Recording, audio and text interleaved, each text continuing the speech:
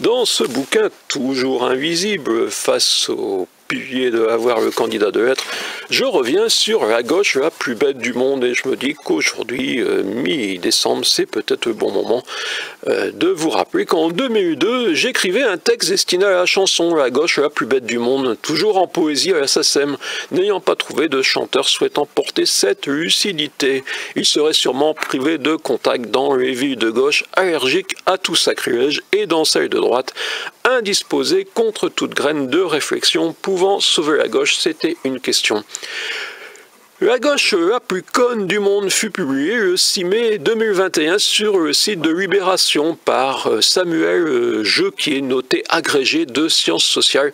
J'ignore naturellement s'il a effectué une recherche et modifié son titre en fonction de ma chansonnette. Dans leur dossier élection présidentielle 2022, où ils oublieront peut-être ce livre, je notais à sa publication, et pour l'instant c'est une réalité. C'était une parenthèse.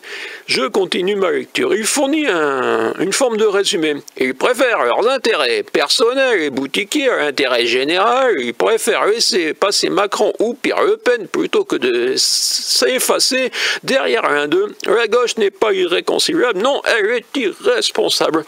L'intérêt général, ça c'est fin de citation, l'intérêt général, a-t-on déjà vu des politiciens s'en préoccuper? C'était une question, vous avez vu, il y a un point d'interrogation. Je continue toujours un extrait de cet article que j'ai vu gratuitement sur Internet, sur Libération, oui, parfois c'est possible. Ils ont organisé une réunion pour faire croire qu'ils se souciaient d'unité, mais surtout pour ne pas avancer. Ils en sont ressortis pour nous expliquer benoîtement qu'il fallait s'accorder sur un programme avant la candidature. Fin de citation. Il fut un temps où la France était coupée en deux. Aujourd'hui, le seuil de la qualification pour le second tour se jouera autour de 25%. La gauche pèse entre 25 et 30%. En conséquence, une candidature unique a une chance, non une certitude, de parvenir au second tour, analysait le monsieur.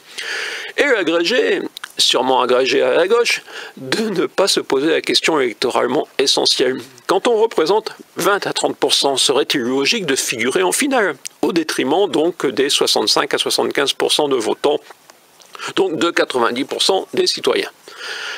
En mathématicien d'expliquer comme s'il causait aux idiots, citation, qui va suivre, 2, 3 ou 4 seront en revanche mathématiquement éliminés, simple, basique. Dès lors, toute gauche mue par la rationalité et l'intelligence collective devrait tout faire pour n'avoir qu'un candidat. Fin de citation. Ben non, monsieur. Il propose des arrangements. Primaire ouverte, ticket, tirage au sort, ticket président, Premier ministre, et visiblement conscient de son impasse, essaye de s'en sortir par l'humour, conclave jusqu'à la fumée blanche. Comment pourrait-on être de gauche, disons humaniste, et marcher derrière un admirateur de Fidel Castro? Comme vous le voyez, je n'ai pas donné de nom. Le théoricien d'agrégé continue. Ils nourrissent la théorie des gauches irréconciliables pour mieux empêcher l'union, oubliant leur propre histoire, celle d'une gauche qui a toujours été plurielle. Et le chroniqueur de préciser, c'est-à-dire moi, gauche poubelle avant le correcteur automatique en posant une question. Et de citer le rapprochement suicidaire. Y avait-il moins de différence en 1936 entre Torres, Blum et Daladier qu'entre eux aujourd'hui? 3 ans plus tard, monsieur, c'était 1939 avec un Daladier héros. Quand l'accession au pouvoir passe avant tout, on aboutit à ce genre de scénario. Si les Allemands ont finalement laissé Hitler accéder au pouvoir, dans notre accusation, on oublie souvent la crainte d'un autre loup au port de l'Europe, les bolcheviks. C'est presque toujours grâce à la crainte d'un autre extrême que des extrémistes parviennent à remporter des suffrages, après naturellement la faillite morale des démocrates, avec des guillemets, vous les voyez. Les ultimes précisions nous éclairent sur l'auteur, consultant spécialisé en analyse de l'opinion publique, ancien membre des cabinets de Martine Aubry, 1997-2000, et Bertrand Delanoë, 2001-2005. Il a participé à la campagne Hamon en 2017. Sûrement sa grande réussite est d'asséner. Car nous changeons d'époque. La prise de conscience de l'urgence climatique, la pandémie font évoluer les consciences. L'opinion se désaffilie de façon grandissante du libéralisme, de la mondialisation et du capitalisme financier. Elle est en demande de nouvelles politiques pour protéger la planète et lutter contre les inégalités. Jamais la société n'aurait eu aussi besoin de la gauche, jamais la gauche n'en a été aussi tristement absente. Et la petite référence à Chirac, puisée chez Krishnamurti, ce secret même à Libération, le monde libéral brûle et ils regardent leur nombril. Vite une page Wikibazar pour cet aphorisme.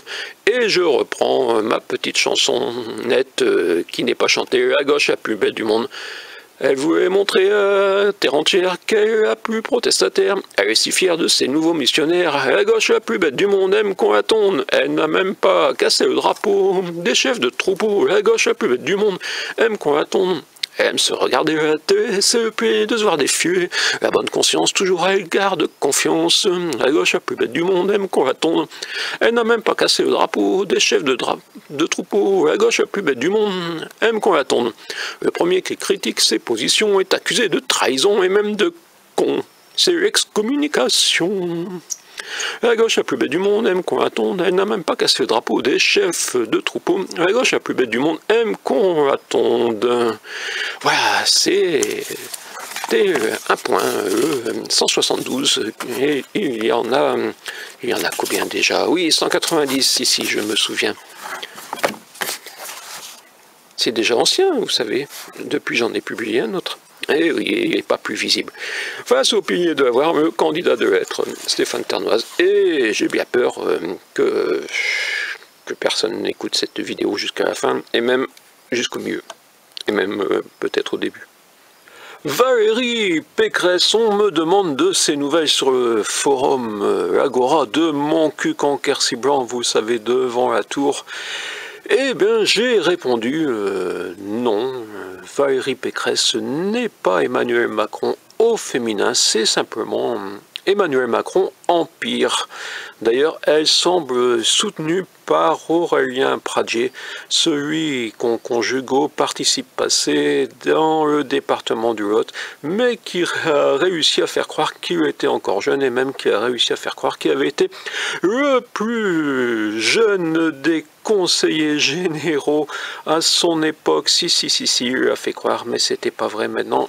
Il a changé et il note plus sa petite phrase. Et oui, mais pourtant j'ai été le seul à vous prévenir, comme je suis peut-être le seul à vous prévenir, que Madame Pécresse, c'est Emmanuel Macron empire.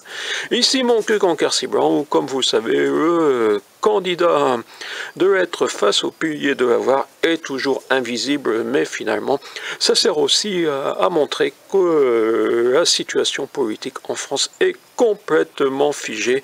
Vous pouvez voir quelques extraits néanmoins en vidéo de ce bouquin qui n'est pas encore au pied des sapins, mais ça va venir.